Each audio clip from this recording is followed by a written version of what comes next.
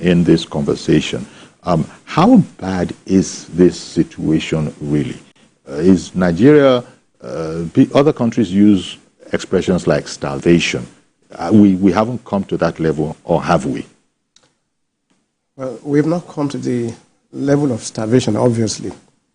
But if things are not controlled and the situation is not arrested, I know too distant a future, starvation may start staring people in the face. That's the truth about it.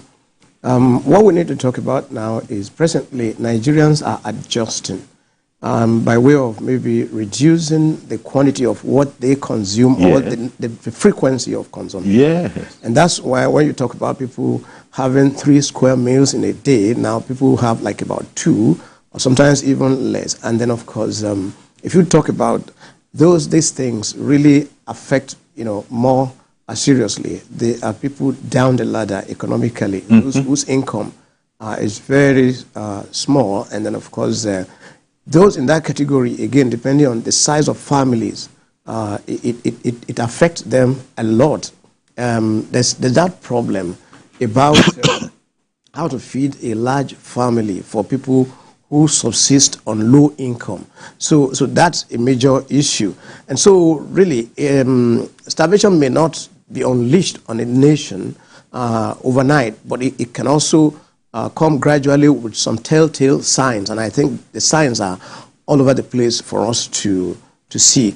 When you talk about the figures, 31.5 million, well, usually, I mean, as someone who deals with data, I would say that I have a lot of reservation about a number of, or even most of the figures we bandy about officially, because first and foremost, how did we come about that figure? That's the first thing. Another is that even when we talk about Nigeria's population, as far as today is concerned, it's still based on guesstimate. The last time we did census, what we had since then up to now had been annual increment by way of estimation. And so it's not as if we really have something, hard and fast that we can talk about right now. But even then, it's still worrisome. That's the way I want to put it now. It is worrisome. Yes, And the government is reportedly struggling to stem this tide. All sorts of people are coming into, when I say all sorts of people, really I should just group that under people who are trying to bring a humanitarian angle to the whole thing. But government for itself, when you look at the way, when the president took over, the situation is said to be worse now than at that time. And probably one can understand. We don't need to go back to, look, a lot stems from the whole matter of removing the subsidy on fuel. A lot stems from that. Now, government is still struggling. There's a report that says that IDPs across the country are expected to increase from 14,000 to 83,000. And these are very... you said that you tend to take these figures with a pinch of salt. With a pinch of salt. Yes, it might be on the higher side, it might be on the lower side, but the bottom line is that it's still worrisome all the same. It is. It is. Yes. It is still worrisome. Yes. So whereas government, when government talks about releasing grain from the strategic reserve, a lot of people, can you sort of explain that and how that is expected to be able to at least address part of the problem, if not all of it? Okay, we've been on this issue of releasing grains from the strategic food reserves now for about 2 months. I remember the last time I was on this program in the studio, we spoke about it. And the issue is, do we really have an idea of what we actually have in our reserve? That's one thing. And how far can this go? That's another thing. And then by the time we get to the stage of distribution, the issue of leakages, the issue of logistics, and many other issues around even spoilage, because we may not know what quantity of what is in the reserve had actually gone bad that cannot be given out for consumption. So we now have to deal with a plethora of issues. And then, of course, at the end of the day, we now want to ask ourselves how much really would get to the intended beneficiaries. Yeah. And then, of course, the interest in in the process, those who are involved in the distribution, what are their interests? Because some of these might find their ways into the market. Some might also go, across the country. It's not impossible. And then, of course, some will still be kept away. Now, the problem actually is that if we don't have a well-articulated system by which we will distribute this to the intended beneficiaries, it might still end up not achieving any appreciable impact on the people. And then again, the issue is... Sorry, sir, you said something I needed a bit of clarification on there. You said the impact of spoilage is not often taken into account. Yeah. One thought that this whole matter about national storage and the reserves was a highly evolved and scientific process. You think that you could stock stuff in there and it's going to last for as long as possible, but you're saying not necessarily so. Correct. It's not necessarily so. Quite a number of, or even quantity-wise, a lot of what is stored spoils. Yes, of course. So how does that happen? Okay. Or is that normal? Well, start from how this agricultural produce is aggregated. Yes. And what are their conditions when they are brought in? For instance, we want to talk about corn. Had they been dried up to like about 14% moisture level that is expected of them? And if not, then of course, if the moisture level is higher than that 14%, of course, over a short period of time, it starts growing moldy. And so nobody's going to take it into the silos, is my thinking.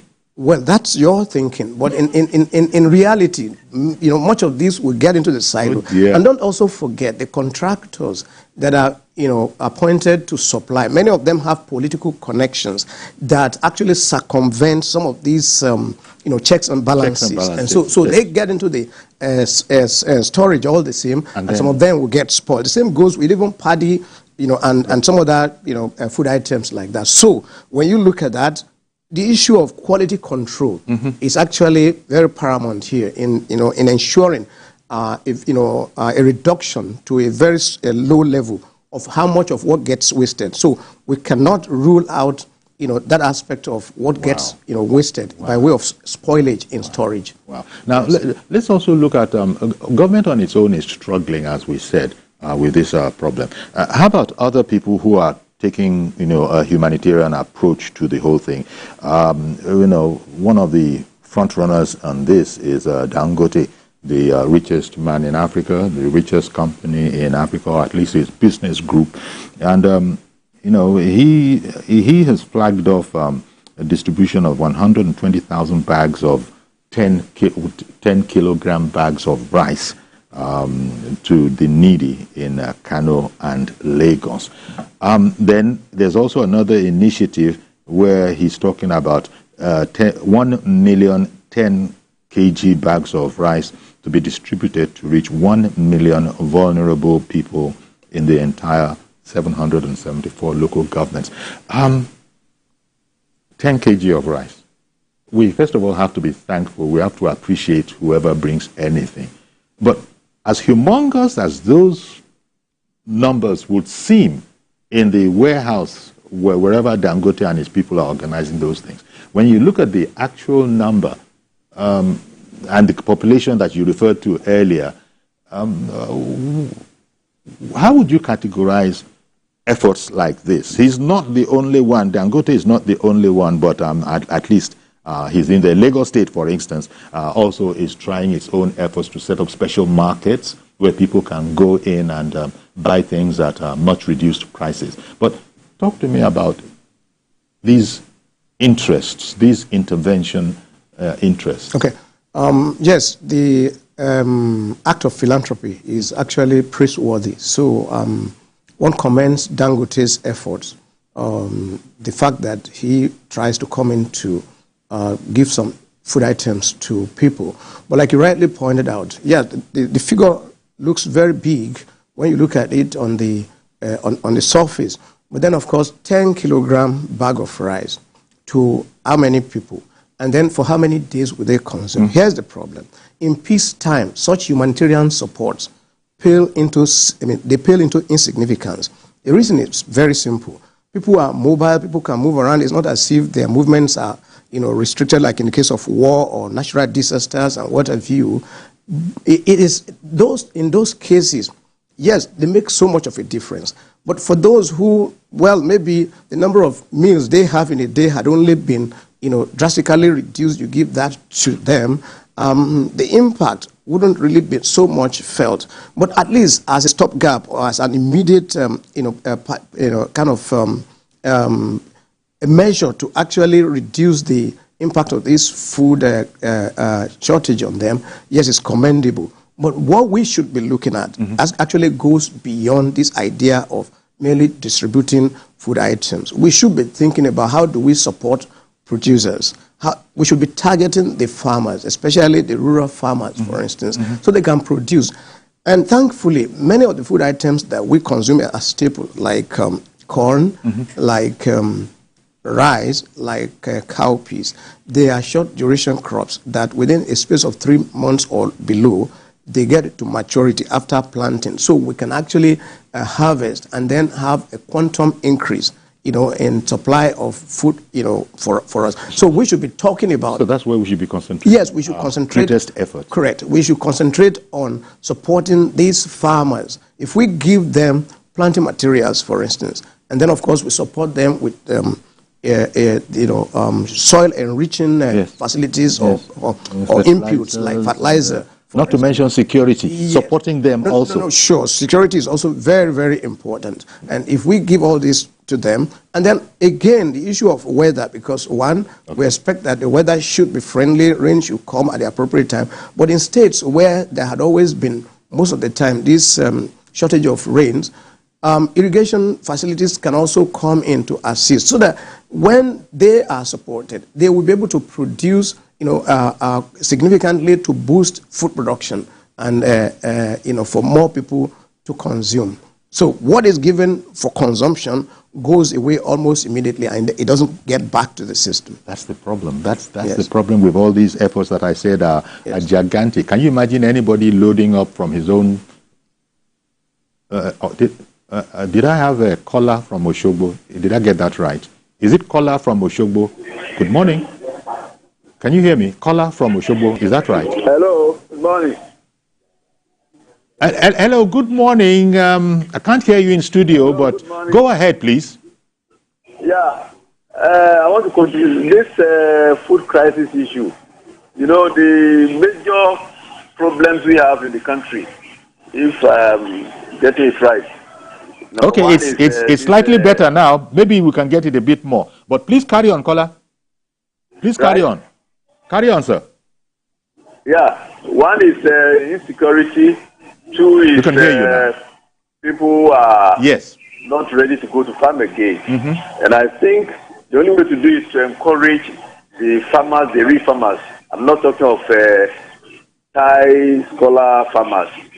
And the only way they can get through that is to go through the local government, because each local government has this Agric session, so that they can go through that and make sure that they register those who are real farmers, along with the traditional rulers who know their people. The insecurity, I think, the government can still... The government of Ashwaji Bola Ahmed Tinubu is doing very, very wonderfully well, as far as the menace of insecurity is concerned, but they can still do better. The government can still do better. Those are my contributions. Thank you. Thank you very much, caller, for calling in from Osun State. Tinubu's government is doing well, but there's a lot of room for improvement, according to him. And he, went over those areas that you were speaking about. But sort of get a sort of a tight approach on it, involve traditional rulers, know who the real farmers are, and those kind of things. You would have thought that these are things that we would have got on some time ago. Well, I'm not too sure I agree with him about involving traditional rulers in farming and all of those things. I think majority of those who farm in this country, north, south, east, and west, do it on their own as personal, individual ventures, whether on commercial scale or on subsistence scale.